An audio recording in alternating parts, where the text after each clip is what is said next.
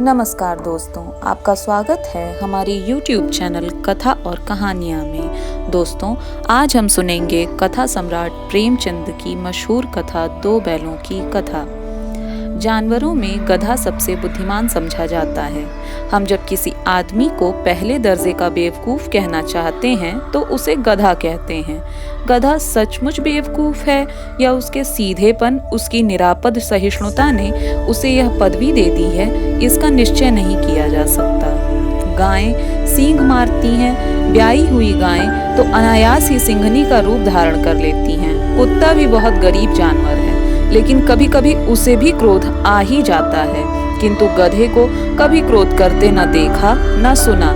जितना चाहे गरीब को मारो, चाहे जैसी खराब सड़ी हुई घास उसके सामने डाल दो, उसके चेहरे पर कभी असंतोष की छाया भी नहीं दिखाई देती। वैशाख में चाहे एक आध बार कुलेल कर लेता हो, पर हमने उसे कभी खुश होते भी ना देखा। उसके चेहरे पर स्थायी विषाद स्थायी रूप से छाया रहता है। सुख, दुख, हानि, लाभ किसी भी दशा में उसे बदलते नहीं देखा। ऋषियों मुनियों के जितने गुण हैं वे सभी उसमें पराकाष्ठा को पहुंच गए हैं, पर आदमी उसे बेवकूफ कहता है। सद्गुणों का इतना अनादर, कदाचित सीधापन संसार के लिए उपयुक्त ही नहीं है। देखिए ना, भारतवासियों को अफ्रीका में क्या क्या दुर्दशा देखनी पड़ती है। क्यों अफ्रीका में उन्हें घुसने क्यों ना दिया जाता है? बेचारे शराब नहीं पीते, 4 समय कुसमय के लिए बचा कर रखते हैं, जी तोड़ मेहनत करते हैं, किसी से लड़ाई झगड़ा भी ना करते हैं और 4 बातें सुनकर गम खा जाते हैं, फिर भी बदनाम हैं। कहा जाता है वे जीवन के आदर्श को नीचा करते हैं। अगर वे ईंट का जवाब पत्थर से देना सीख जाते तो शायद सभी कहलाने लगते। जापान की मिसाल सामने है। एक ही विजय ने उसे संसार की सभ्य जातियों में गण्य बना दिया है, लेकिन गधे का एक छोटा भाई और भी है जो उससे कम ही गधा है, और वह है बैल, जिसके अर्थ में हम गधा का प्रयोग करते हैं, कुछ उसी से मिलते जुलते अर्थ में बछिया के ताऊ का भी प्रयोग करते हैं। कुछ लोग बैल को शायद बेवकूफ़ी में सर्वश्रेष्ठ कहेंगे, मगर हमारा विचार ऐसा नहीं है। बैल कभी कभी मारता भी है, कभी कभी अड़ियल बैल भी देखने में आता है और कई रीतियों से अपना असंतोष भी प्रकट करता है। अतएव उसका स्थान गधे से तो नीचा ही है। झूरी के पास 2 बैल थे, हीरा और मोती। देखने में सुंदर, काम में चौकस, डील में ऊंचे। बहुत दिनों से साथ साथ रहते रहते दोनों में भाईचारा हो गया था। दोनों आमने सामने या आसपास बैठे हुए एक दूसरे के मूक भाषा में विचार विनिमय किया करते थे। एक दूसरे की मन की बात को वे कैसे समझ जाते, हम नहीं कह सकते। अवश्य ही उनमें कोई ऐसी गुप्त शक्ति थी जिससे जीवों में श्रेष्ठता का दावा करने वाला मनुष्य वंचित है। दोनों एक दूसरे को चाट कर, सूंघ कर अपना प्रेम प्रकट करते। कभी कभी दोनों सींग भी मिला लिया करते थे, विग्रह के नाते से नहीं, केवल विनोद के भाव से, आत्मीयता के भाव से। जैसे दोनों में घनिष्ठता होते ही धौल धप्पा होने लगता है, इसके बिना दोस्ती कुछ फुसफुसी, कुछ हल्की सी लगती है, फिर ज्यादा विश्वास नहीं किया जा सकता। जिस वक्त में ये दोनों बैल हल या गाड़ी में जोत दिए जाते थे और गर्दन हिला हिला कर चलते, उस समय हर एक की चेष्टा यह होती कि ज्यादा से ज्यादा बोझ मेरी ही गर्दन पर रहे। दिन भर के बाद दोपहर या संध्या को दोनों खुलते तो एक दूसरे को चाट चूट कर अपनी थकान मिटा लिया करते थे। नाद में खली भूसी पड़ जाने पर दोनों एक साथ उठते तथा नाद में मुंह डालते और साथ ही बैठते। एक मुंह हटा लेता तो दूसरा भी हटा लेता था। संयोग की बात, झूरी ने एक बार गोई को ससुराल भेज दिया। बैलों को क्या मालूम वे क्यों भेजे जा रहे हैं। समझे मालिक ने हमें बेच दिया। अपना यूं बेचा जाना उन्हें अच्छा लगा या बुरा, कौन जाने, पर झूरी के साले गया को घर तक गोई ले जाने में दांतों पसीना आ गया। पीछे से हाँकता तो दोनों दाएं बाएं भागते, पगहिया पकड़कर आगे से खींचता तो दोनों पीछे की ओर जोर लगाते, मारता तो दोनों सींघे नीची करके हुकारते। अगर ईश्वर ने उन्हें वाणी देती तो झूरी से पूछते, तुम हम गरीबों को क्यों निकाल रहे हो? हमने तो तुम्हारी सेवा करने में कोई कसर ना उठा रखी। अगर इतनी मेहनत से काम न चलता था तो और काम ले लेते। हमें तो तुम्हारी चाकरी में मर जाना कबूल था। हमने कभी दाने चारे की भी शिकायत नहीं की। तुमने जो खिलाया वह सिर झुकाकर खा लिया। फिर तुमने हमें इस जालिम के हाथ क्यों बेच दिया? संध्या समय दोनों बैल अपने नए स्थान पर पहुंचे। दिन भर के भूखे थे, लेकिन जब नाद में लगाए गए तो एक ने भी उसमें मुंह नहीं डाला। दिल भारी हो रहा था। जिसे उन्होंने अपना घर समझ रखा था वह आज उनसे छूट गया। यह नया घर, नया गांव, नए आदमी उन्हें बेगाने से लगते थे। दोनों ने मूक भाषा में सलाह की और एक दूसरे को कनखियों से देखा और लेट गए। जब गांव में सोता पड़ गया तो दोनों ने जोर लगाकर पगहा तुड़ा लिया और घर की तरफ चले। पगहे बहुत मजबूत थे, अनुमान न हो सकता था कि कोई बैल उन्हें तोड़ सकेगा, पर इन दोनों में इस समय दूनी शक्ति आ गई थी। एक एक झटके में रस्सियां टूट गईं। झूरी प्रातःकाल सोकर उठा तो देखा दोनों बैल चरनी पर खड़े हैं। दोनों की गर्दनों में आधा आधा गराव लटक रहा था। घुटने तक पांव कीचड़ से भरे हैं और दोनों की आंखों में विद्रोह में स्नेह झलक रहा था। झूरी बैलों को देखकर स्नेह से गदगद हो गया। दौड़कर उन्हें गले से लगा लिया। प्रेमालिंगन और चुंबन का वह दृश्य बड़ा ही मनोहर था। घर और गांव के लड़के जमा हो गए और तालियां बजा बजा कर उनका स्वागत करने लगे। गांव के इतिहास में यह घटना अभूतपूर्व न होते हुए भी महत्वपूर्ण थी। बाल सभा ने निश्चय किया कि दोनों पशु वीरों का अभिनंदन पत्र देना चाहिए। कोई अपने घर से रोटियां लाया, कोई गुड़, कोई चोकर तो कोई भूसी। एक बालक ने कहा, ऐसे बैल किसी के पास न होंगे। दूसरे ने समर्थन किया, इतनी दूर से दोनों अकेले चले आए। तीसरा बोला, बैल नहीं है वे, उस जन्म के आदमी हैं। इसका प्रतिवाद करने का किसी को साहस ना हुआ। झूरी की स्त्री ने बैलों को द्वार पर देखा तो जल उठी। बोली, कैसे नमक हराम बैल हैं कि एक दिन वहां काम न किया और भाग खड़े हुए। झूरी अपने बैलों पर यह आक्षेप न सुन सका। नमक हराम क्यों है? दाना चारा न दिया होगा तो क्या करते? स्त्री ने रोब के साथ कहा, बस तुम ही तो बैलों को खिलाना जानते हो, और सभी तो पानी पिला पिला कर रखते हैं। झूरी ने चिढ़ाया, चारा मिलता तो क्यों भागते? स्त्री चिढ़ गई, भागे इसलिए कि वे लोग तुम जैसे बुद्धुओं की तरह बैलों को सहलाते नहीं हैं, खिलाते हैं तो रगड़कर जोतते भी हैं। ये दोनों ठहरे कामचोर, भाग निकले। अब देखूं कहां से खली और चोकर मिलता है। सूखे भूसे के सिवा कुछ न दूंगी, खाएं चाहे मरें। वही हुआ। मजूर की बड़ी ताकीद की गई कि बैलों को खाली सूखा भूसा दिया जाए। बैलों ने मुंह डाला तो फीका फीका, ना कोई चिकनाहट न रस। क्या खाएं? आशा भरी आंखों से द्वार की ओर ताकने लगे। झूरी ने मजूर से कहा, थोड़ी सी खली क्यों नहीं डाल देता बे? मुझे मार ही डालेंगी। चुरा कर डाला? ना दादा, तुम भी पीछे से उन्हीं की सी कहोगे। दूसरे दिन झूरी का साला फिर आया और बैलों को ले चला। अब की उसने दोनों को गाड़ी में जोता।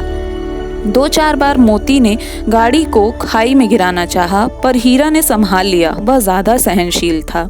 संध्या समय घर पहुंचकर उसने दोनों को मोटी रस्सियों में बांधा और कल की शरारत का मजा चखाया और फिर वही सूखा भूसा डाल दिया। अपने दोनों बालों को खली चूनी, सब कुछ दी। दोनों बैलों को ऐसा अपमान कभी न सुनने को मिला था।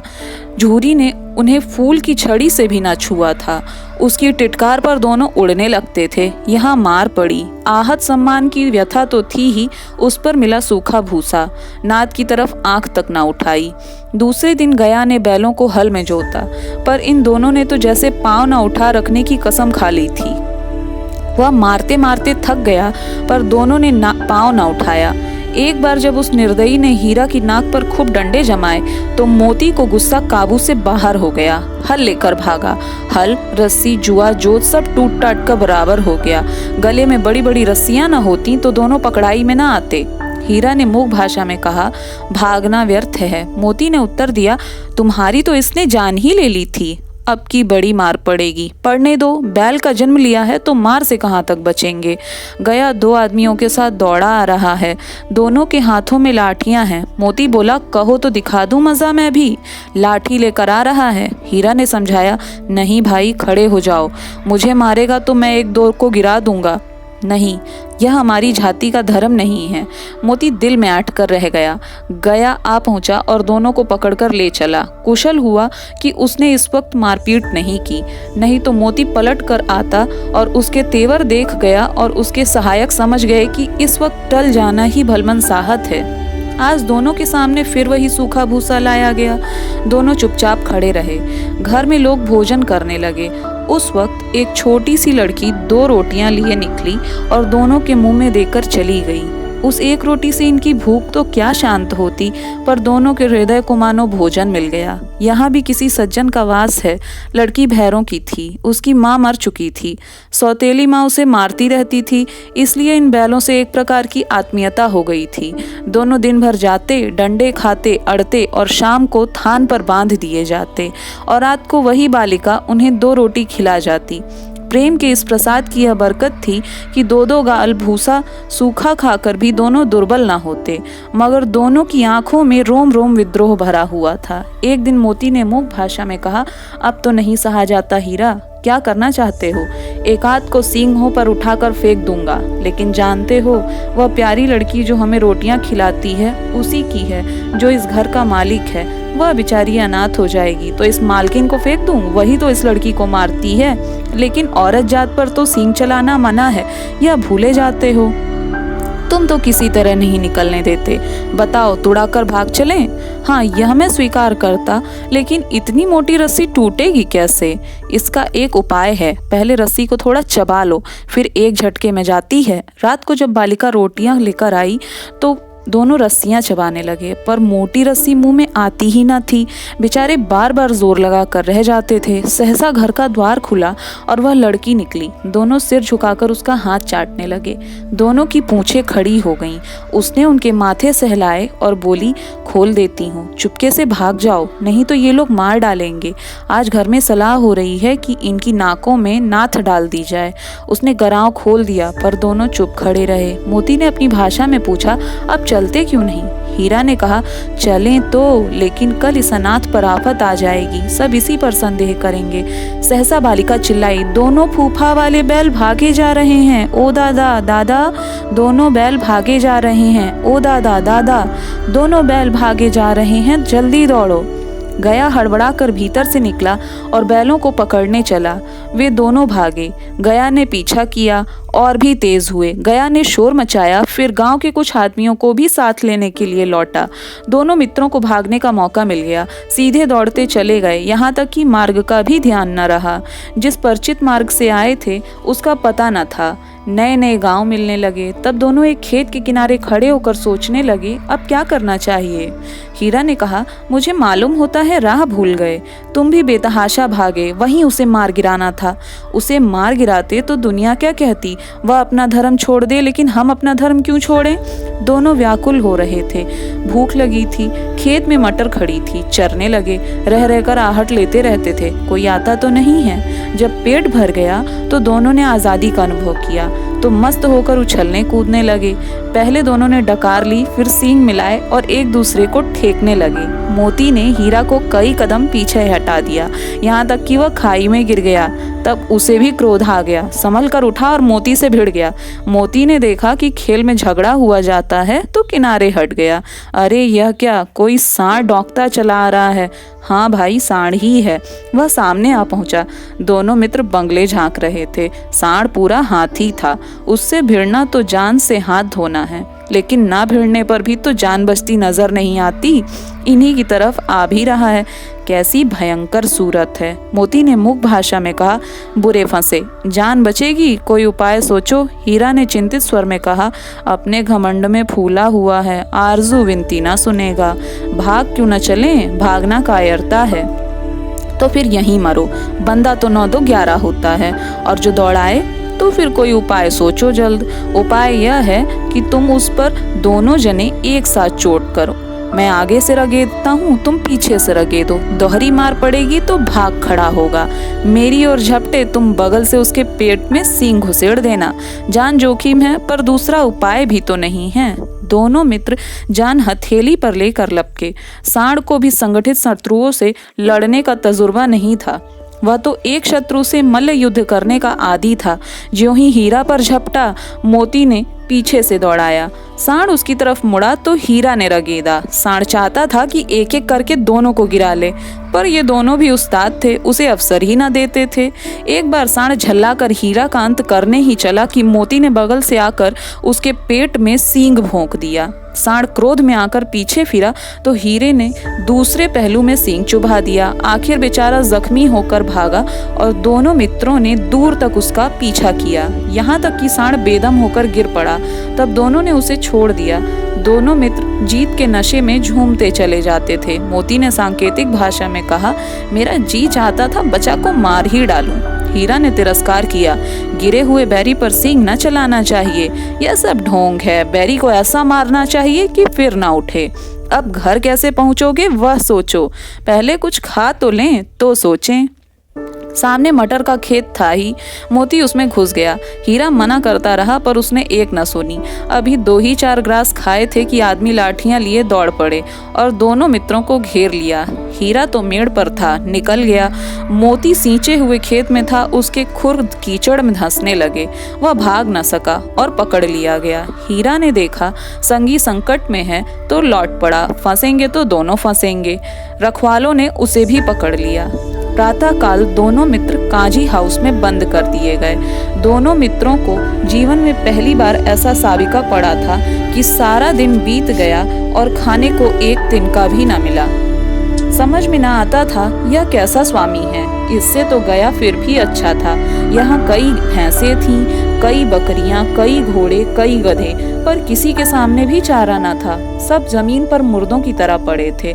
कई तो इतने कमजोर हो गए थे कि खड़े भी ना हो सकते थे। सारा दिन मित्र फाटक की ओर टकटकी लगाए रहते, पर कोई चारा लेकर आता न दिखाई देता। तब दोनों ने दीवार की नमकीन मिट्टी चाटनी शुरू की, पर इससे क्या तृप्ति होती। रात को भी जब कुछ भोजन न मिला तो हीरा के हृदय में विद्रोह की ज्वाला दहक उठी। मोती से बोला, अब नहीं रहा जाता मोती। मोती ने सिर लटकाए हुए जवाब दिया, मुझे तो मालूम होता है प्राण निकल रहे हैं। आओ दीवार को तोड़ डालें, मुझसे तो अब कुछ न होगा। बस इसी बूते पर अकड़ते थे, सारी अकड़ निकल गई। बाड़े की दीवार कच्ची थी। हीरा मजबूत तो था ही, अपने नुकीले सींग दीवार में गड़ा दिए और जोर मारा तो मिट्टी का एक चिप्पड़ निकल आया। फिर उसका और साहस बढ़ा तो उसने दौड़ दौड़ कर दीवार पर चोटें की और हर चोट में थोड़ी थोड़ी मिट्टी गिराने लगा। उसी समय काजी हाउस का चौकीदार लालटेन लेकर जानवरों की हाजिरी लेने आ निकला। हीरा का उद्दंडपन देखकर उसने कई डंडे रसीद किए और मोटी सी रस्सी से बांध दिया। मोती ने पड़े पड़े कहा, आखिर मार खाई, क्या मिला? अपने बूते भर जोर तो मार दिया। ऐसा जोर मारना किस काम का कि और बंधन में पड़ गए। जोर तो मारता ही जाऊंगा, चाहे कितने ही बंधन पड़ते जाएं। जान से हाथ धोना पड़ेगा, कुछ परवाह नहीं, यूं भी तो मरना ही है। सोचो, दीवार खुद जाती तो कितने जाने बच जाती। इतने भाई यहाँ बंद हैं, किसी की देह में जान नहीं है। 2-4 दिन और यही हाल रहा तो मारे जाएंगे। हाँ, यह बात तो है। अच्छा तो ला, फिर मैं भी थोड़ा जोर लगाता हूँ। मोती ने भी दीवार में सींग मारा, थोड़ी सी मिट्टी गिरी और फिर हिम्मत बढ़ गई। फिर तो वह दीवार में सींग लगाकर इस प्रकार जोर करने लगा मानो किसी प्रतिद्वंदी से लड़ रहा है। आखिर कोई 2 घंटे की जोर आजमाइश के बाद दीवार ऊपर से एक हाथ गिर गई। उसने दूनी शक्ति से दूसरा धक्का मारा तो आधी दीवार गिर पड़ी। दीवार का गिरना था कि अधमरे से पड़े हुए सभी जानवर चेत उठे। तीनों घोड़ियां सरपट भाग खड़ी हुईं, फिर बकरियां निकली, इसके बाद भैंस भी खिसक गई, पर गधे अभी के ज्यों के त्यों खड़े थे। हीरा ने पूछा, तुम दोनों क्यों नहीं भाग जाते? एक गधे ने कहा, जो कहीं फिर पकड़ लिए जाएं तो क्या हरज है, अभी तो भागने का अवसर है। हमें तो डर लगता है, हम यहीं पड़े रहेंगे। आधी रात से ऊपर जा चुकी थी। दोनों गधे अभी तक खड़े सोच रहे थे कि भागें या ना भागें, और मोती अपने मित्र की रस्सी तोड़ने में लगा था। जब वह हार गया तो हीरा ने कहा, तुम जाओ, मुझे यहीं पड़ा रहने दो, शायद कहीं भेंट हो जाए। मोती ने आंखों में आंसू लाकर कहा, तुम मुझे इतना स्वार्थी समझते हो हीरा?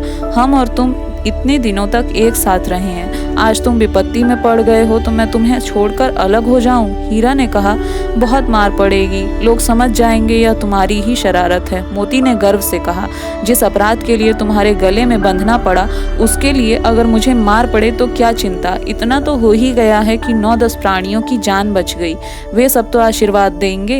यह कहते हुए मोती ने दोनों गधों को सींगों से मार मार कर बाड़े से बाहर निकाला और तब अपने बंधु के पास आकर सो रहा।